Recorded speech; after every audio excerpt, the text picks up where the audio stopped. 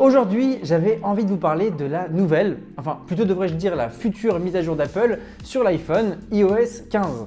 J'en avais déjà parlé dans une autre vidéo, mais comme promis, je vous tiens au courant des dernières rumeurs les plus chaudes et aujourd'hui, il y en a pas mal. Et d'ailleurs, si vous faites partie des fans d'Apple, que vous vous intéressez à l'iPhone, au Mac ou même aux iPads, n'hésitez surtout pas à vous abonner pour ne pas rater mes prochaines vidéos parce que non seulement je les teste tous, mais en plus, je vous fais un résumé de toutes les rumeurs qu'ils peuvent avoir. Donc vous savez ce qu'il vous reste à faire, abonnez-vous. Bon, première chose à savoir sur iOS 15, il viendra sur les iPhone 13 ou les iPhone 12S et il devrait arriver entre septembre et octobre 2021.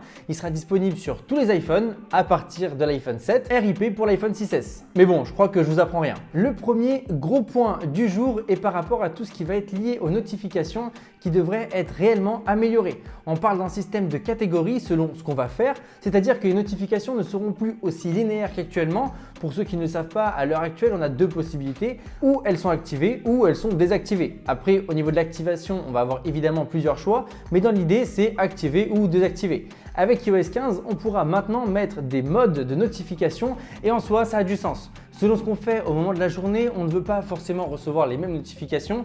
On aura donc plusieurs modes qu'on pourra paramétrer, comme par exemple un mode travail, un mode sport ou un mode nuit. Bref, il y aura plein de possibilités. Ce qui est très crédible avec cette nouveauté, c'est qu'elle va parfaitement avec les rumeurs dont je vous ai parlé dans mon ancienne vidéo qui disait que l'écran de verrouillage allait changer. Alors dites-moi dans les commentaires si vous êtes satisfait ou non de ce changement, mais moi je trouve que ça va vraiment apporter du positif. Il y a aussi un autre côté qui est intéressant par rapport à ça, c'est la partie automatisation. On la connaît déjà très bien grâce à l'application raccourci qui permet de lancer des actions lorsqu'on fait X ou Y chose avec notre iPhone. Comme par exemple lui demander d'allumer nos lumières connectées lorsqu'on arrive chez nous et que le téléphone capte la Wi-Fi de la maison. Bref, je ne vais pas vous réexpliquer tout ce qu'on peut faire avec l'application raccourci sur l'iPhone, mais vous l'avez compris, on peut faire passer notre iPhone à une autre dimension lorsqu'on utilise tous ces raccourcis.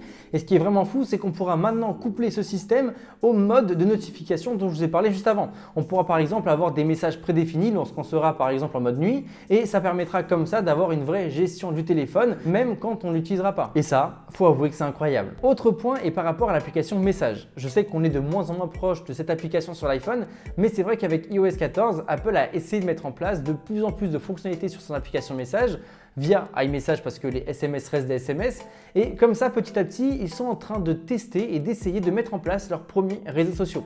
La première fois que j'ai entendu parler du réseau social d'Apple par iMessage, je me suis dit que c'était vraiment n'importe quoi, mais c'est vrai que plus le temps passe et plus je me dis que c'est une direction qu'Apple est réellement en train de prendre.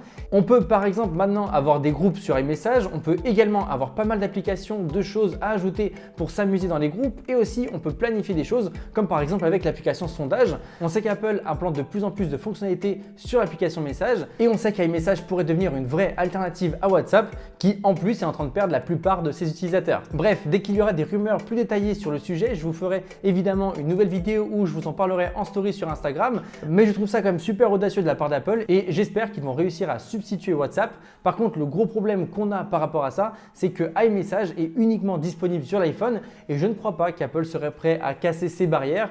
Donc bon, c'est une affaire à suivre. D'après les dernières rumeurs, Apple devrait encore une fois aller plus loin dans la protection des données sur iOS 15 pour empêcher les applications qu'on pourrait télécharger sur l'App Store de nous prendre des informations personnelles à notre insu et pour contrôler au maximum les informations qu'ils récoltent au travers de leurs applications. Ça permettra comme ça, dès que vous avez une mise à jour, d'avoir la liste des applications les plus intrusives sur votre iPhone et comme ça vous aidera à mieux gérer l'accès que vous donnez à ces applications-là ou même carrément de les supprimer. En tout cas, si vous souhaitez savoir ce que j'ai pu dire dans ma dernière vidéo, sachez que j'ai parlé de l'Always On Display, j'ai parlé du nouveau centre de contrôle et d'un nouveau design d'application. Si ça vous intéresse, je vous mets la vidéo juste ici. En tout cas, pour tout ce qui est news aujourd'hui sur iOS 15, je pense qu'on a bien fait le tour. On se dit à très vite pour de prochaines vidéos. Salut à tous, c'était André Martin.